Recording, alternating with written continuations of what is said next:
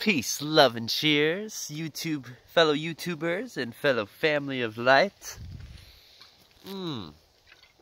Good old high Cali mountainside, where one can walk around with their sleeves up while the snow's melting. It's a beautiful day. A good contrast to the smoggy rain that was yesterday, January 20th, which was my father's birthday. Happy post-birthday to my father. I find it funny because my birthday was on December 22nd, the second day of the winter equinox, and turning 25, I woke up with a note bitching me out about something irrelevant, or just, silly. And the note didn't even say happy birthday on it. So I can relate to birthdays being more like, meh, the older you get. Oh, man. I hope you can see the beautiful mist right there. Anyways, the video I am making now, I want to dedicate to an idea I had back in 8th grade, 9th grade, between junior high and high school. And this idea really corresponds to what I see as a American, but I see as an American through the lens of a multidimensional being having this human experience. I thought to myself, well, the Declaration of Independence is nice, but one interesting thing that it goes to show is that we in America are so hyper individualistic that we disregard, in my opinion, and yes, this is coming from, lens of the youth generation, to help bring forth the third reconstruction of American governance, if you will. Anyways, when you look at the definition of independency, or the definition of dependency, the beautiful thing about the two is you really can't have one without the other. Once again, principle of polarity, masculine, feminine, liberal, conservative, night, day, independency, dependency. Now, therefore, I was around junior high, high school, I thought to myself, I got fascinated. One of my beautiful words as a poet or a writer at that time was, interdependency. What's interdependency? Interdependency is the space between dependency and independency, the equilibrium being honed in unto, if you will. Interdependency is the relationship, the reciprocation that comes from dependency and independency. This is why we have communities. This is why we, as social sentient beings in our birthright, should thrive in the collective self-governance that is embodied in this beautiful ecological makeup that's worldwide, earth-wide. The world is our interpretation and the way we navigate and the way we perceive living on this earth. Right. So, is our world overpopulated? Yes. Everything in the world on an international social, economic, political basis is deemed to collapse. Blessed Jimi Hendrix, castles made of sand fall to the sea eventually. For millennia on end, what do these repetitive isms of governance be but tyrannies made of castles, made of sand castles that fall to the sea? In other words, there is no other words, but there is. Give me a second. In other words, because these sandcastle tyrannies repetitively fall onto the abyss of the unknown, what are we going to do now? Woe is me, biggest governmental shutdown in history. Just like season in and out, we have the most incremental climate temperatures of history recorded. Freaking literally right at the corner of America's most historical wildfire. Literally where we are is, you can look this in the map, it's literally right next to the wildfire damage. I am so digressing. Point being, our ever-changing world must bring us to the point where we hone into our innate birthright. The indigenous people knew this quite well. The indigenous people lived in equilibrium to all of this. The indigenous people knew that their consciousness and their soul, if you will, was integrated upon Mother Gaia, Mother Earth, if you will. She is the children to all life that we experience in this reality, period. A cosmic library, quite literally. How can she not be? She's in the cosmos. Her life is fascinating. None of our lives would be without it. Isn't it beautiful? Truly, though. Truly. So therefore, the Declaration of Interdependency. Now, when you look at inalienable rights, one thing I could say, to be a patriot of the land, if you will, and coming back to my one point, the world's overpopulated, but the earth isn't. Hone into our innate birthright, where we actually have a world cohesive to the earth's birthright. We actually are truly sustaining our inalienable rights.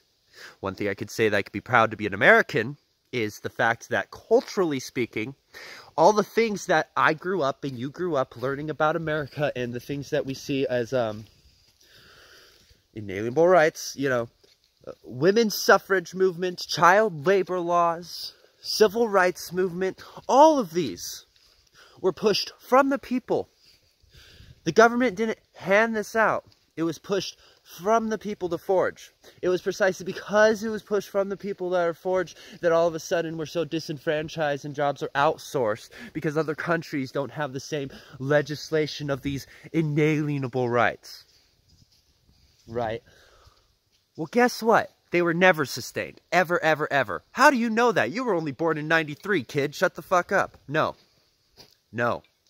I knew this since my first memories in life, that they were never sustained. I'm here because of it. And you're here because of it. Stay strong, light warrior. Guess what inalienable rights aren't recognized? Hey! To me, in my mind, Declaration of Interdependence is to recognize the endless reciprocation between culture and ecology. One beautiful thing I love about studying culture is, if you look at the way different cultures form historically, and the heritage and traditions and mores that are passed down through the generations, they're always shaped by the ecoclimate that they are around. Therefore, what we see and what we navigate is our beautiful world. It would be nothing without the consciousness and the liveliness of this beautiful planet. I like to refer to The Doors. In high school, I was obsessed. Literally. I would take the song The End and improvise my own poetry along the time, just getting lost in the moment while doing theater nonstop. And there's that controversial line, right? Father, I want to kill you. Mother, I want to. And of course, when it was said, a lot of people take that in a literal context. I like to use this example as that's like the Bible, right? A lot of people take it to a literal meaning. But when you take it to a metaphorical meaning, I see that line in that movie and I'm like, I had an aha moment around 14, 15 of like, wait, father, masculine. What's divine masculine energy from a sacred geometrical perspective? It's the stars. It's the sky. Father sky, if you will. Why? You could say that this cosmic library, Mother Earth, is a cosmic womb of sorts, and the star dust and cosmic debris seeded the cosmic womb, thereby we be. So, Father, I want to kill you. Kill our origin. Mother, plunder. I'll use the word plunder. Because what else have we done? Colonialism never went away. That to me is an ultimate, in my mind it's a fact, but really I know it can be argued not to be a fact based on your context of colonialism. But the reality is it never went away because why do we pillage ourselves? Because we pillage our planet. These inalienable rights, they go beyond America. They go beyond the empire.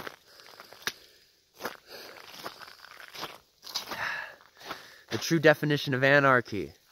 I don't care to get lost in conversation between capitalism, socialism, communism, monarchs with kings and queens. What's the formula they all have in common? Easy. Oligarchy, class system, caste system, complacency, divide and conquer, and our unconscious consent to such. Is there any bureaucracy out here? Is anyone stressing about getting things done on time? No. Mother Earth gets everything done on time, efficiently and right, and true to her true greatest capacity and version of self. Why? Because they collectively self-govern as the beautiful, symbiotic community binded together by the mycelium under the ground. Self-governance. Self-governance. What's the problem I have with, say, industrial agriculture and monocultural crops and the international corporations like Dow or Monsanto's? The fact that they have actually been responsible for taking seeds and destroying them. Seeds that, oh, they're just seeds. No, they're our birthright. Because these seeds, especially in indigenous tribes throughout the world, have been cultivated for not just decades, hundreds of years. Hundreds of years of love and care and intention of this beautiful life. Beautiful life. With us, beautiful life. Recognizing, thriving together. In that relationship, it's that seed represented the internal evolution and beauty and love and compassion to what it is to actually be a human being. I will live to my fullest capacity, being my greatest version of self. And we all collectively know part of that is to actually have a true relationship with all of this. Because hello, we all experience it, even in the big city. Easy to say when you're up here and not in the big city. But it's still part of this beautiful vibratory consciousness. Whoa.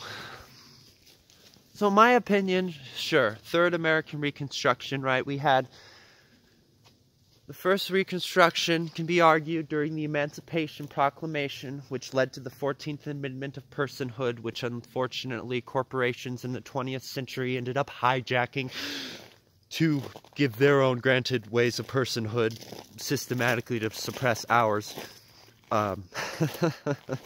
So that's the first Reconstruction. Then we had in the mid-20th century the Civil Rights Movement, of course, later mid-20th century. And the women's suffrage movement and the child labor laws being passed and such to get out of the Robert Barra era and all that. I'm going back and forth in the 20th century. Point being, that would be around the second Reconstruction. Our third Reconstruction is, yes, recognizing this. Look, inalienable rights. How are we actually living cohesively with her? That one's a more difficult one. Beautiful, beautiful martyr John Lennon. Imagine if there's no countries. Yeah. Imagine if there's no possessions. I wonder if you can. No possessions. What? You mean the government owns everything and blah, blah, blah, and it's handed out and all of a sudden we're children? No. Possessions. We need not possess what we are. And what we are is this infinite abundance of cosmic consciousness that, yes, we will inevitably evolve to. You know it as well as I do. As Leonard Cohen said, I ended with this before and I will again because I fucking love this line. There's a crack in everything. That's how the light gets in. Stay strong, light warrior. Namaste. I send you my unconditional love and light, knowing that tis sent back to me. Peace, love, and cheers.